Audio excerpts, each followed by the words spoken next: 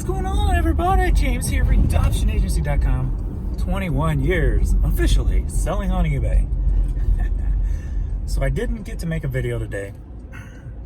So having to wait for the AC repair guy, and so I didn't turn on the camera. But that's all finished now. What had happened was the upstairs unit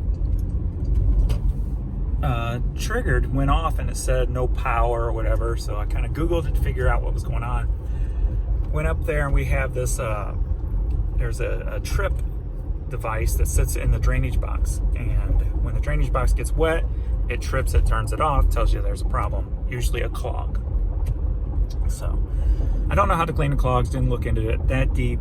Just cleared out the water, reset the little pod, and it lasted about 24 hours. Then it did it again.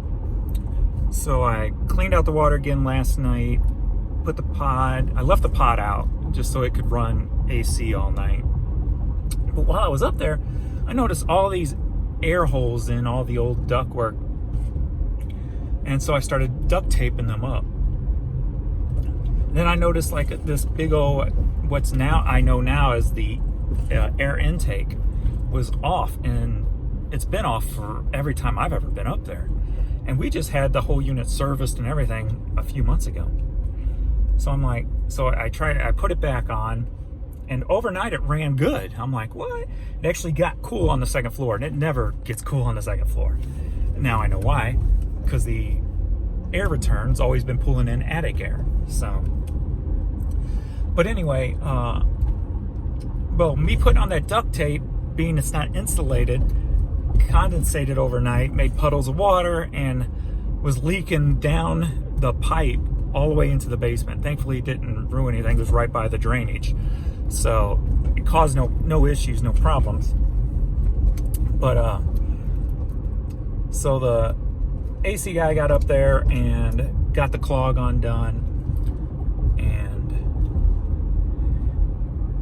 I told him about all the holes and stuff, and about that big duct, how it's been off, is it supposed to be that way, etc., etc.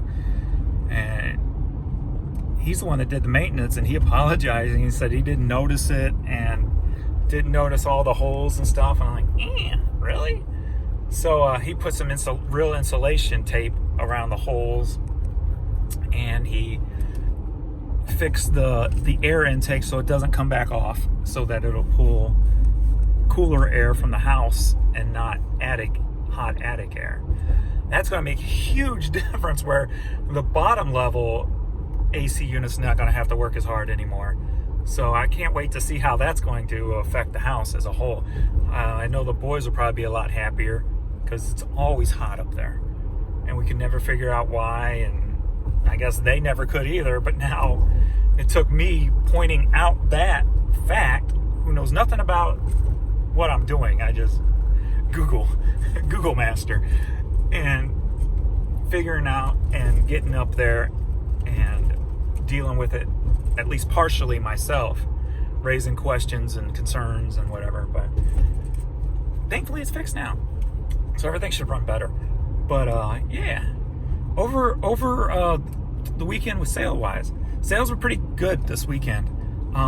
But today, Monday, I'm having the same issues I've had the last 2 Mondays, where I have these long stretches of nothing selling. Right now I'm on like 4 hours with only 2 items sold.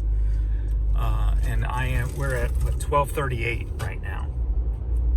So that's not good. So I'm debating, I've called in to eBay the last 2 weeks, either on Monday and or Tuesday. I think last week I did Tuesday, the week before I did Monday night. So I'll probably wait off till tonight, call in again and say, look, it's doing the same thing it's been doing the last 2 Mondays. Do something about it again. Just to make sure it doesn't, prolong. I've been saying I think it's promoted. It's something to do with the promoted and the organic placements, whatever's going on there. And I don't know if they do something, or something resets every Sunday that's causing this issue on Monday mornings. But hopefully if I call in again, somebody's going to see that pattern, that routine, and I'm going to bring it up this time and put more emphasis on that pattern and see if they can figure out or even care about what's going on there. Another thing I changed was the dude's cover just blew off his motorcycle. Another thing I changed was not letting, I always looked at everything as daily sales, daily. And if I was having a bad day, like right now with the 4 hours, I'd be in a bad mood. I'd be like, frustrated and whatever. So what I did was decided to break the month down into 5-day increments. So we got 6 5-day increments throughout the month. And then on each 5-day increment, I have a 6th spot for other stuff. Like if I do a Poshmark withdrawal, or a PayPal withdrawal from TrueGather, Bonanza, and stuff like that. Or there's 31 days in the month. So each 5-day period, I need to make $27.50. So each month minimum, I want to make $16.5. That covers my bills, my payroll, everything, stamps, the whole 9 yards. And there's like a little room, like $500 to $700 for spending for whatever. If it's going to be supplies, if it's going to be more product, whatever the case may be. So that's minimum what I want to make every month. So doing it into the 5-day increments, I can keep track and I write down exactly what goes in on that day. And then I do an average every 5 days. The cool thing that I noticed it's allowing me to do is, since those numbers are right in front of me, I'll put it on a piece of paper and it's right in front of me. Monday, or not Monday, but the first day of the 5-day period, which is the last of the month, I was down. I only transferred like $491 instead of $550. $550 is the goal. So I'm like, okay, let's make sure that don't happen tomorrow. Let's find some cherry stuff, right? Cherry pick a little bit. So I had brought in some 8-track tapes, some cassettes and whatever. So I started kind of just going through what I brought in. I found a cassette that I thought would bring good money, put it up, and it sold really quick for $100. Boom, right out of the gate. I found some Pokemon cards that I had. I put them up. I knew the whole pack would get me about close to $100. Those sold for $75 within like an hour or something like that. So I had my money made up just like that. So putting those numbers in front of me allowed me to make a decision that I probably would not have made if I didn't put those numbers in front of me. I would have just been frustrated all day, right? So instead of being frustrated, I found a solution. So the next day I was up, but still, so I got to relax a little bit. So I'm like, I'm just going to go through these 8 tracks, put these 8 tracks up. Didn't have to worry about what I was putting up. And I ended up finding, and actually I was just drafting. I wasn't even going to list. I was just going to draft, and if I found a couple of things, I'd put them up.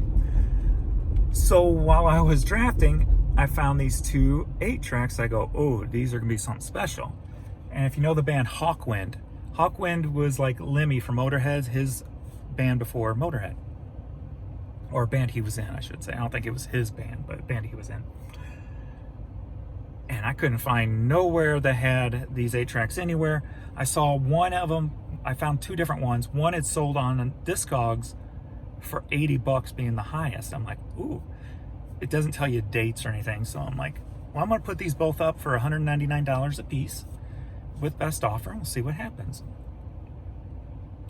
It took about 24 hours, but one of them sold for $180. So biggity bam, right out of the gate. So, and that day I only listed those 2 items. I just drafted all day and listed those 2 items. So that was pretty cool. So today, I don't know what I'm gonna do. It's already going on 1 o'clock and I haven't done nothing because I've been doing that. The lawn cutting guy came, so dogs have been locked up, and then I haven't been able to get in a groove.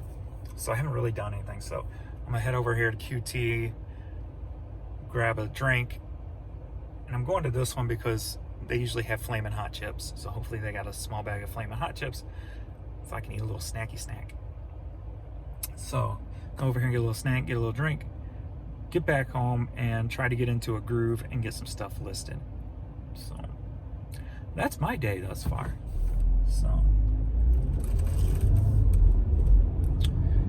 trying to think if there's anything I can think of that happened I need to talk about. But if If I think of anything, I'll put it in notes and we'll talk about it in the vlog or the podcast, if you will, the shipping cast. How about a shipping cast? We're going to create a new term.